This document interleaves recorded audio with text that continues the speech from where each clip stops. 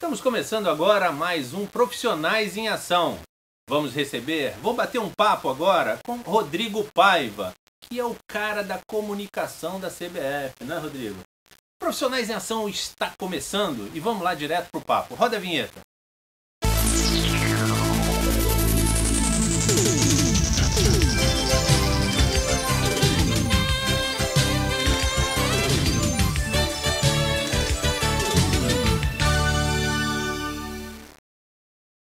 Rodrigo Paiva, em primeiro lugar, muito prazer em recebê-lo aqui nos estúdios da Faixa. Já são, inclusive, esses estúdios já lhe são familiares, não é? É verdade, Marcelo. Muito obrigado pelo convite. Grande parte assim da minha vida. Grande não, porque eu também não fui um tão mau aluno assim que tivesse ficado anos e anos. Mas uma parte importante da minha vida foi passada aqui dentro, né? Onde eu estudei. E trago até hoje alguns amigos, né? Junto comigo. Bacana, é isso. O Rodrigo é jornalista, não é isso? Começou a fazer uma faculdade de engenharia aí, mas parou porque o teu negócio é realmente comunicação, né? Você chegou a essa conclusão. E hoje está num cargo que invejável para quem é da área de comunicação. Ele não só é o assessor de comunicação da CBF, não é isso? Da Seleção Brasileira, mas também é o assessor de comunicação da Copa do Mundo de 2014. Queria que você contasse um pouquinho dessa nova função tua, não é isso? Com a Copa do Mundo.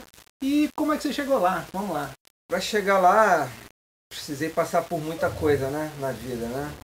Chegar a ser o diretor de comunicação da Copa do Mundo 2014 é quase que, assim, chegar no máximo que eu poderia ter chegado na minha profissão. Sim. Mas para isso foi construída uma história de muito trabalho, de muito desafio. No meu caso, não sei, gostaria de saber como começou isso? Assim, bom, a gente vai desenvolver, né, o papo para a gente chegar a isso. Primeira pergunta, no teu momento de estudante de comunicação, você já visualizava que o esporte era o teu objetivo, como jornalista, como comunicador? Sim, porque o esporte, na verdade, não era o meu objetivo, mas era a minha vida. Porque desde garoto eu fui atleta do Flamengo, da Seleção Brasileira, de remo, né? Então fui sul-americano, pan-americano, aquelas competições. Então já estava acostumado a um pouco a esse ambiente esportivo de viagem. Mas do esporte amador, né? E por sua vez, como eu era assim, eu fui criado dentro do clube, eu era muito ligado, torcedor do Flamengo, né? Então eu era muito ligado também ao futebol. Então eu saía dos meus treinos, ia lá pro campo onde treinavam Zico, Adílio, Júnior, aquele naquela época. Eu era garotinho e fanático pelo Flamengo. Então eles achavam que eu era filho do técnico do Remo, que era um cara muito importante dentro do clube. Então me deixavam entrar e ficar no campo, sabe? Aí eu ficava no campo olhando os repórteres trabalhar, naquela época Kleber Leite, Renato Prado, Loureiro, tanta gente assim de rádio, que o rádio era uma coisa muito forte, né, na época. Então eu ficava olhando aquilo assim, pensando... Na época na Globo era o Valdir Amaral e Jorge Cury. Como é que veio depois o trabalho de assessoria com atletas? Quando eu entrei na faculdade de jornalismo, era pensando em ser um repórter, um jornalista de esporte, uma coisa assim.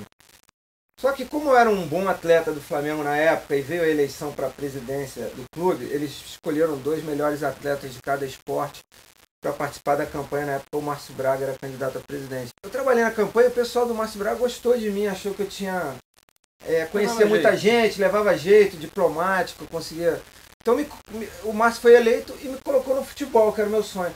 Só que não existia essa profissão, na época era assessor de imprensa, no meu cargo, né? Relações públicas. Sim, assessor de imprensa. Não tinha essa função no futebol, não viajava com delegação, não existia uma pessoa que organizava.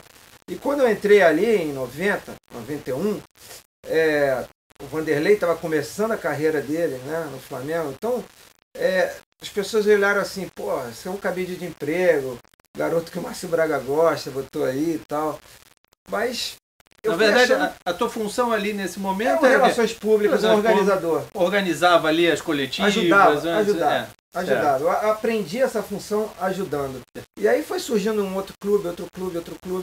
E aí, pelo Brasil afora, hoje eu me orgulho que cada clube hoje tem 5, 6 aí. Isso não, só no Brasil, né? Porque não, no mundo inteiro. Hoje... eu não posso te dizer se já existia em outros lugares do mundo, porque o meu contato com futebol fora do Brasil foi mais a partir do momento... Primeiro, quando o Romário veio para o Flamengo, em 95, né? Mas aí ainda não era uma coisa fora dos limites do país, né? Era a imprensa estrangeira que procurava o Flamengo, mas a gente não estava lá. Depois, 10 anos depois, já com alguma experiência, muitos insucessos, e essa convivência com o Romário abriu muito minha cabeça. Eu vivi momentos de muita repercussão, de muita mídia, de muita coisa. Então me deu uma certa experiência. 10 anos depois, eu saí do Flamengo para trabalhar com o Ronaldo, que naquele momento vivia uma fase assim, de um garoto que tinha começado há pouco, que já era realmente reconhecido no mundo inteiro, ainda não tinha ganho um mundial, ainda não tinha tido muitas conquistas com a seleção e vivia um pouco criticado, porque tinha comprado uma Ferrari. Sim, e aí, ingenuamente, levou a imprensa para ver ele andar no autódromo de Ferrari.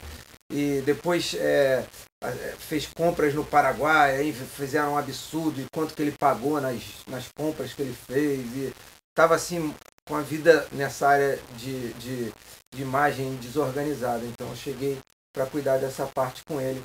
Foi quando eu fui morar na Itália. Aí legal, vamos falar isso daqui a pouco. Vamos a um rápido intervalo daqui a pouco. Tem mais papo com o Rodrigo Paiva, que está aqui trocando uma ideia sobre sua carreira na comunicação, principalmente com o futebol, não é? Voltamos já já.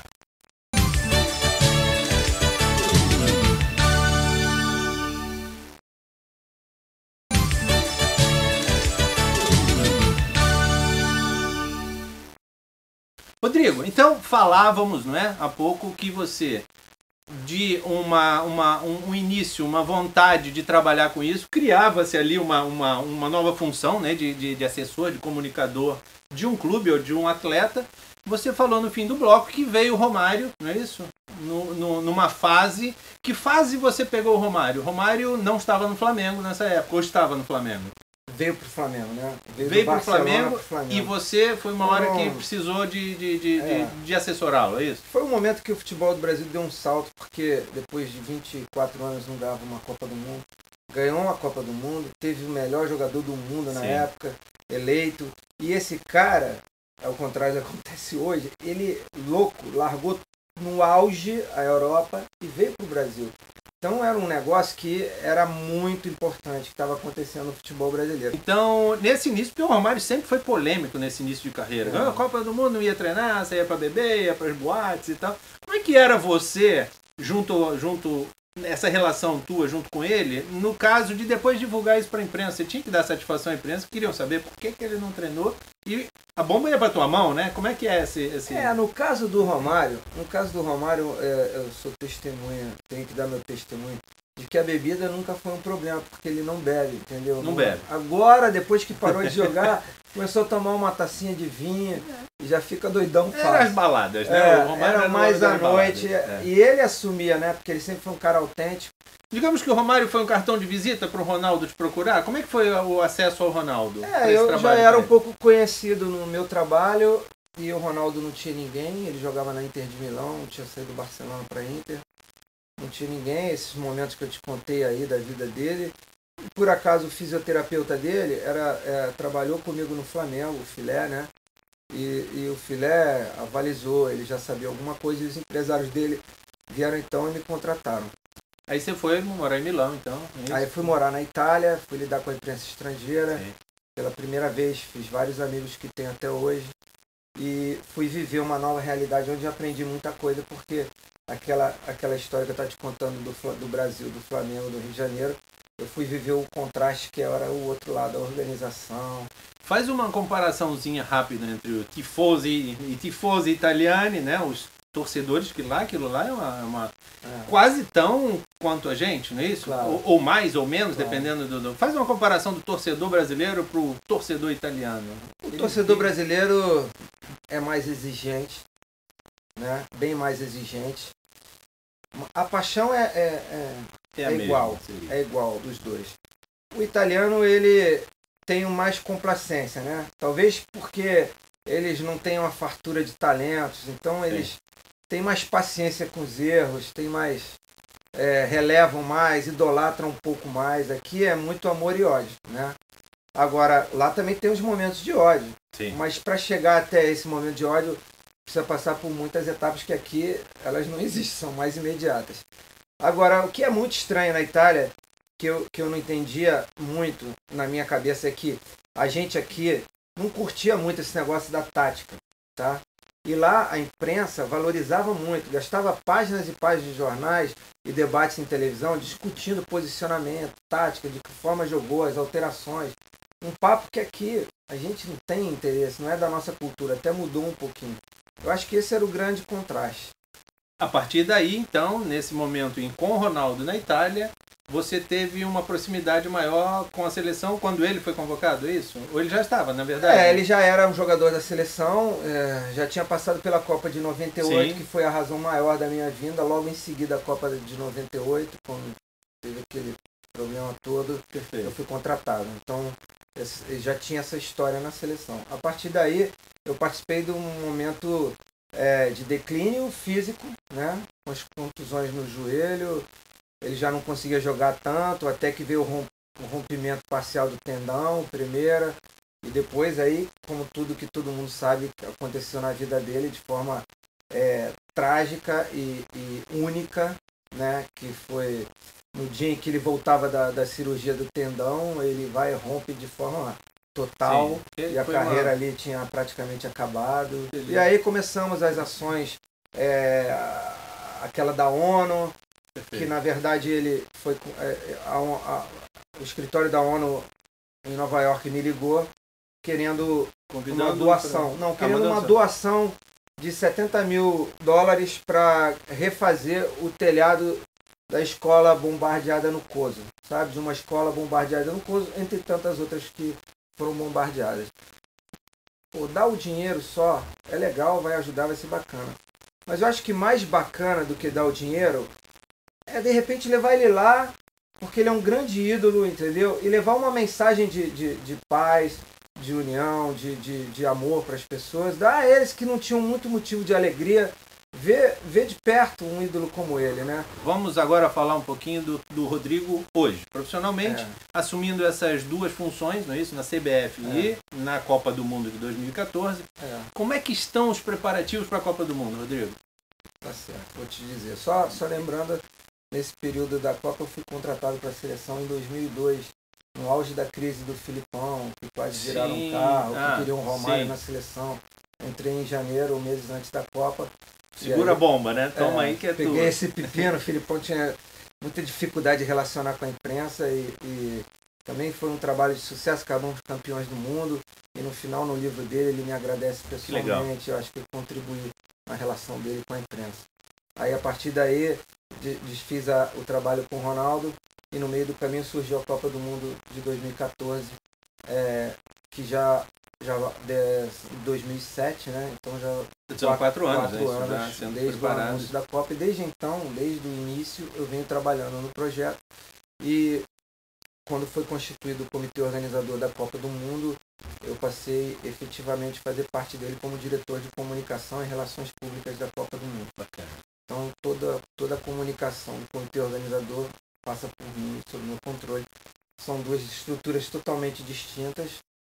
Eu tenho uma estrutura trabalhando comigo dentro do comitê e uma outra totalmente distinta trabalhando na CBF.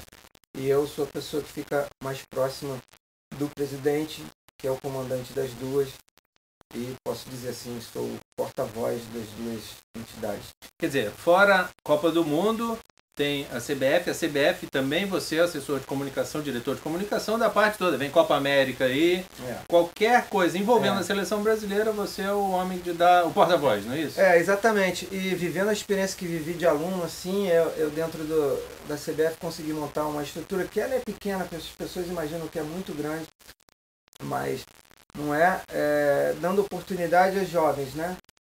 Todos eles estagiários ou contratados, falam mais do idioma, que isso é fundamental no futebol. Certo.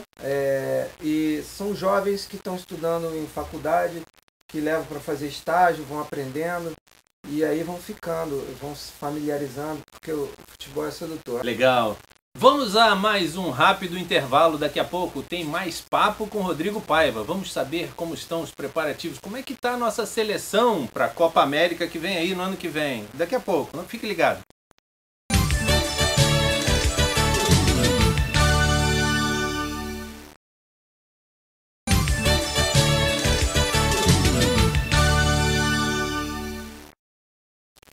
estamos de volta com Profissionais em Ação, conversando hoje com Rodrigo Paiva, diretor de comunicação da CBF. Rodrigo, vamos falar de Copa do Mundo. Primeiro Copa América, depois Copa do Mundo. Copa América, rapidamente. Como é que está a seleção brasileira para a Copa América na Argentina? Seguindo o trabalho de renovação que o presidente pediu logo após a derrota da Copa do Mundo passada, isso é de conhecimento de todo mundo, né? A relação com a imprensa é uma cultura diferente, um pensamento diferente, o humano entende melhor essa relação, gosta dessa proximidade. Então a gente está mantendo de forma organizada uma relação melhor. Com relação ao campo, os resultados têm sido bons até para o que a gente precisava fazer, que é uma renovação violentíssima, né, dentro da seleção, traumática, né? E a resposta tem sido boa. Vamos ver, a Copa América é um teste importante, depois temos a Olimpíada, e até chegar a Copa das Confederações e Copa do Mundo. Vamos falar então da Copa do Mundo, né? Você queria falar sobre a Copa do Mundo. Sobre a Copa do Mundo é um desafio para o Brasil, né? Mas a Copa do Mundo ela é mais complexa, porque enquanto a CBF nós temos controle absoluto da informação, tudo passa por nós, a Copa do Mundo ela é estruturada da seguinte forma. É o comitê organizador e a FIFA que cuidam da competição em si, tá? Sim, e estádios. Tem o poder público, que é o governo federal, que cuida daquilo que diz respeito a ele. Mobilidade urbana, infraestrutura, aeroportos, aquilo que só o governo federal pode fazer, porque a FIFA e o comitê não constrói metrô, lógico, nem aeroporto, né?